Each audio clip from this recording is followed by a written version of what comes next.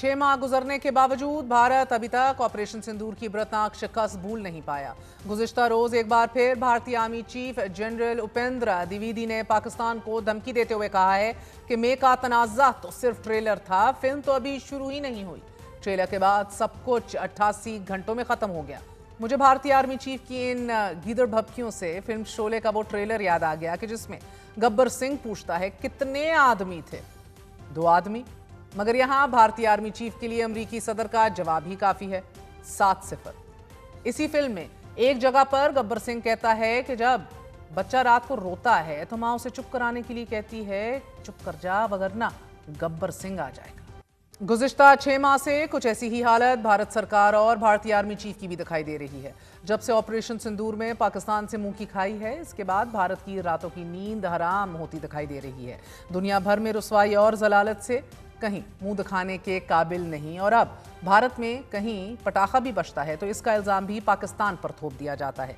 10 नवंबर को न्यू दिल्ली के लाल किले के करीब होने वाले धमाके में अभी लाशें उठाई ही नहीं गई थीं कि मोदी हुकूमत और उसके गोदी मीडिया ने जिम्मेदारी मुकम्मल तौर पर पाकिस्तान पर डाल दी। लेकिन इस धमाके को 8 रोज गुजरने के बावजूद अभी तक भारतीय सरकार कोई ठोस शवाहिद और सबूत दुनिया के सामने ना रख सकी। भारतीय आर्मी चीफ जिस ऑपरेशन सिंदूर को फिल्म का ट्रेलर करार दे रहे हैं, इस फिल्म का दी एंड 7 राफेल तैयारों की तबाही और नरेंद्र मोदी के डोनाल्ड ट्रंप से जंग रुकवाने के तरलों पर हुआ है।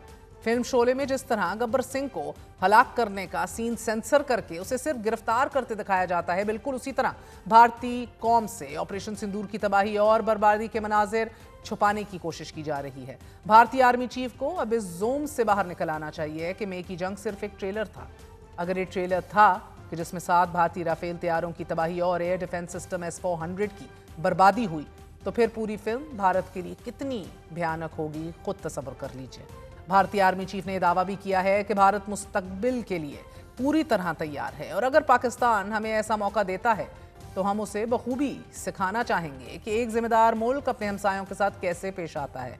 मगर भारतीय आर्मी चीफ की इन गीदड़ भभकियों से पहले ही फील्ड मार्शल सैयद आसिम मुनीर ने उर्दन के बादशाह के एजाज में दिए गए जोहराने के मौके पर बड़े ही 2 टोक अंदाज में भारत पर यह वाज़ेह किया कि पाकिस्तान पर जंग मुसल्लत करने वालों को उसी तरह जवाब देंगे जैसे मे में दिया गया कि मुस्लिम जब अल्लाह पर भरोसा करता है तो दुश्मन पर फेंकी मट्टी को भी मिसाइल बना देता है। भारत सरकार और भारतीय आर्मी चीफ ये भूल रहे हैं कि पाकिस्तान इससे पहले भारतीय धमकियों से मरऊब हुआ है और ना ही आइंदा कभी होगा। पहलगाम में अपने ही कराए गए दहशतगर्द हमले के बाद नरेंद्र मोदी पाकिस्तान को धमकियां देता रहा कि खून और पानी साथ साथ नहीं बह सकते। भारत को इन धमकियों का जवाब कभी अभिनंदन की द टी इज फैंटास्टिक से मिला तो कभी राफेल की तबाही से।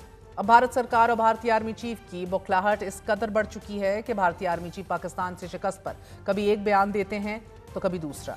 कभी कहा जाता है कि भारत ने ऑपरेशन सिंदूर में मखसूस असलहा इस्तेमाल करके पाकिस्तान को शिकस्त दी, तो फिर खुद ही यह भी एतराफ़ किया जाता है कि इस नौइयत की जंग जीतने के लिए मजीद असलहा चाहिए। अब एक तरफ जंग जीतने के दावे तो दूसरी तरफ जंगी साजो सामान की फौरी तैयारी और ज़रूरत पर जोर। फिल्मी तर्ज के इस बयानिए में भारत सरकार को समझ ही नहीं आ रही कि वो अपनी खिफ़त को दुनिया से कैसे छुपाए। मोदी सरकार कभी पाकिस्तानी सरहद के करीब जंगी मशकें शुरू कर देती है तो कभी शुमाल मशरकी सूबे आसाम में एयर शोज शुरू कर दिए जाते हैं। अभी भी एज वी स्पीक 9 नवंबर से 20 नवंबर तक आसाम में भारतीय फ़ज़ाइया की मशकें जारी हैं। साथ ही साथ मशरकी सरहदों से भी किसी बड़े हमले से निपटने के पेश नज़र बांग्लादेशी सरहद के करीब फौजी अड्डे कायम किए जा चुके हैं। बांग्लादेश के साथ जारी कशीदगी और पाकिस्तान की तरफ से भारत को मशरिक से जवाब देने की खुली धमकी के बाद भारत ने बांग्लादेशी सरहद के करीब फौजी मौजूदगी बढ़ाना शुरू कर दी है। 3 मुकम्मल फाल फौजी अड्डे कायम कर दिए गए हैं।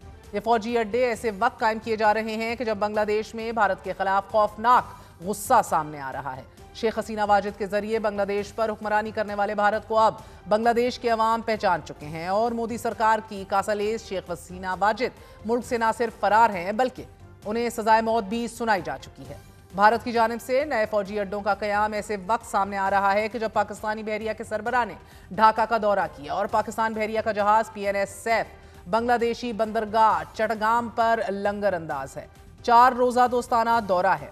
पाकिस्तान और बांग्लादेश तारीख में पहली बार करीब आ रहे हैं। भारत को यह खौफ भी लाहक है, मुसलसल खाया जा रहा है कि अगर बांग्लादेश भी इसके कंट्रोल से निकल गया तो इसकी मशरकी सरहद भी वल्नरेबल हो जाएगी। आज के लिए इतना ही। गुड नाइट, अल्लाह हाफिज।